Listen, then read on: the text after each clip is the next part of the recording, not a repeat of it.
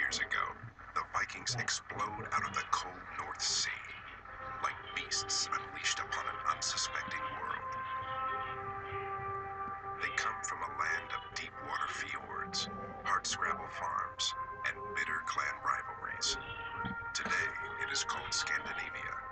The Vikings were warriors, there's no doubt, but they lived by intimidation, fear, and terrorism.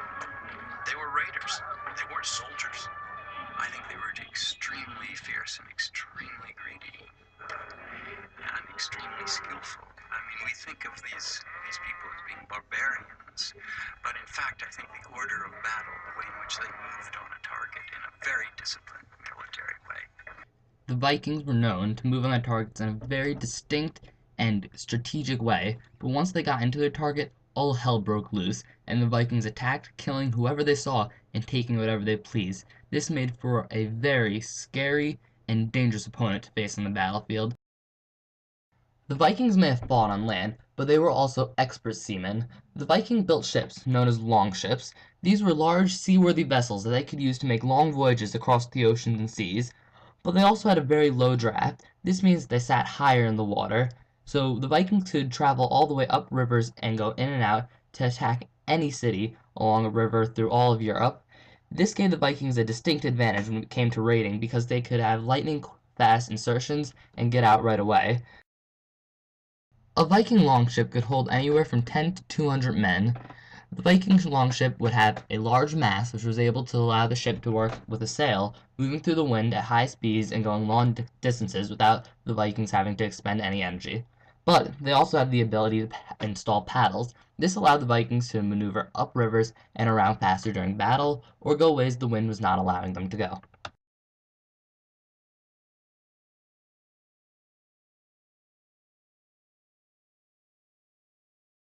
When the Vikings first charged into battle, they primarily used their battle axes and spears. They believed these weapons to be more rugged and could withstand more abuse when they were fighting an armored enemy or just taking down a total number. A battle axe or spear could take more abuse and still be an effective weapon in the field of battle. The Vikings used wooden shields with metal centers and metal bands around them.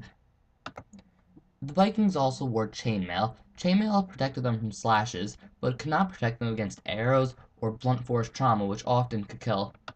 And against contrary belief, the Vikings did not wear giant horned helmets. In fact, they wore a much slimmer and more battle-ready helmet, similar to helmets you see in other ancient societies. These helmets protected the face and vital parts, allowing the Vikings to get whatever job they needed to get done.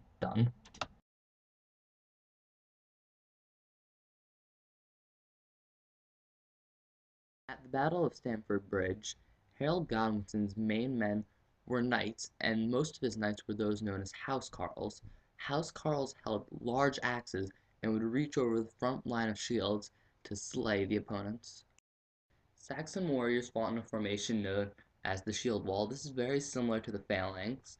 All of the knights in the front line would hold up their shields, supplying protection to them and the rest of the unit.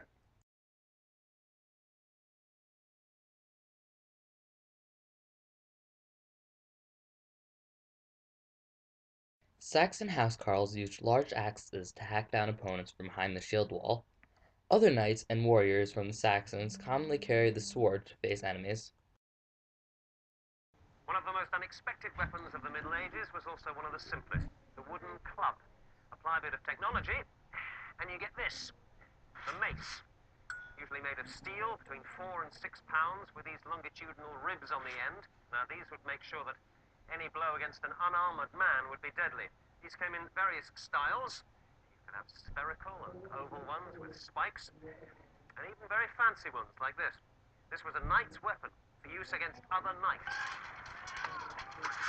Against plate armor, you couldn't hope to pierce it or crack it. The idea with a mace was to crush the bones of the man beneath it. So you'd aim for certain targets like the shoulders or anywhere on the arms. You'd certainly break the arm beneath any armor with a mace like this. You could also try for the body. There's a joint here between the breastplate and the backplate. You could get a good stroke in there, you could break a man's ribs. A man with a broken rib won't fight you for very long. The best target of all, of course, was the head. Unfortunately, this was also the part of the armor which was usually the heaviest and strongest. You couldn't hope to pierce it, but you could try and knock the man down or knock him senseless.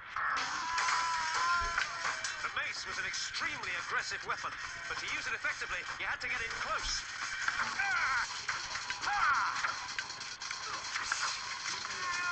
You could even deflect the occasional sword stroke.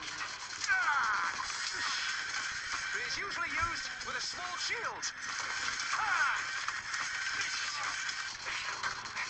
Medieval battles often developed into massive crashes as the rear ranks piled in behind.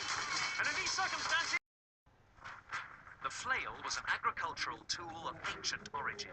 It was a wooden club hinged by rope or chain to a long staff.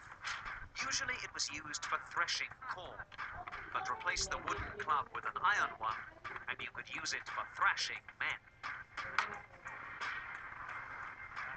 6 feet long with a 2-foot swingle, the great flail was especially popular in Eastern Europe and Russia. But it really came into its own as a single-handed weapon. the military flail, also known as the ball and chain, came in many varieties. This one here is a double-handed one with a spiked weight on the end. This will increase the impact of the stroke enormously. An alternative is this one. Extremely heavy, very nasty. 2 spiked balls here. With these heavy weights on the end, this will be very unmanageable. You need at least 2 hands to use it. So the usual one is this. A short haft, staple attached to a chain attached to the spiked weight. Now this type is known as the holy water sprinkler. Very amusing. Hold it, please. Now, as you will find in practice, this is an extremely dangerous weapon. The flail can strike with enormous impact, but it can also strike you, so you have to keep your arm extended. You need at least 1 swing to get up to power, and once you're up to speed,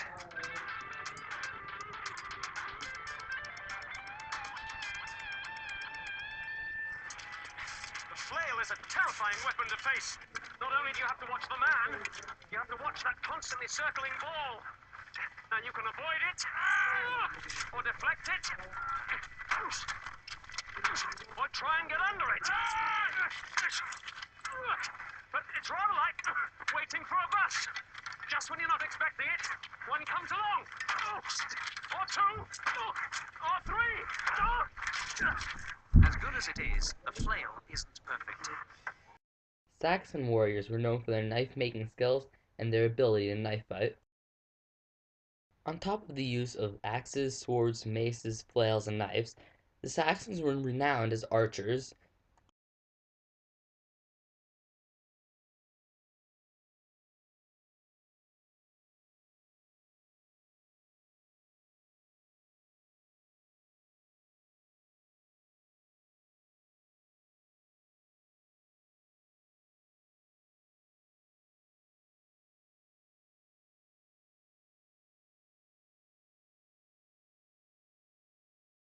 On September 20th, 1066, the Vikings sailed into England.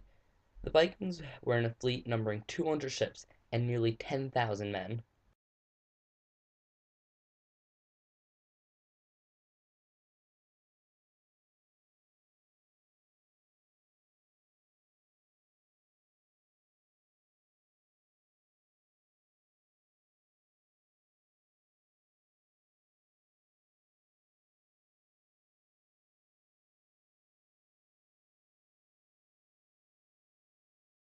When the Vikings sailed in, they saw little resistance. The Vikings were then able to take a foothold on the mainland quite easily. This then set the stage for the battle that would ensue.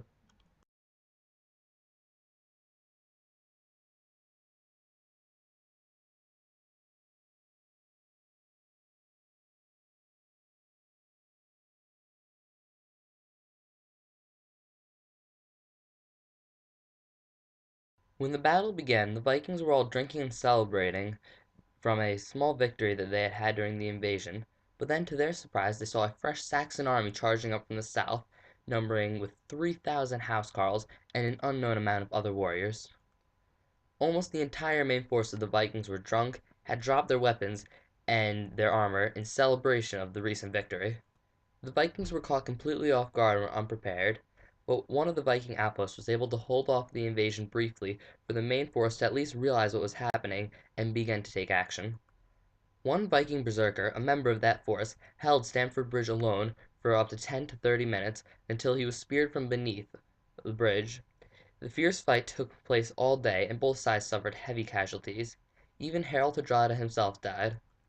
He died from being shot in the head with an arrow, and then being chopped down by many housecarls with their axes.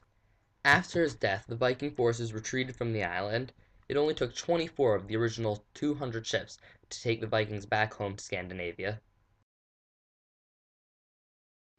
Once all was said and done, the Saxons had driven out the Viking invasion, but the Vikings had weakened greatly, and they were all the way at the northern end of the island, when, at the southern end of the island, in a few days, William of Normandy would invade. The Saxon army would not be able to get down there in time with the strength to be able to defeat them, ultimately losing the island and losing the wars.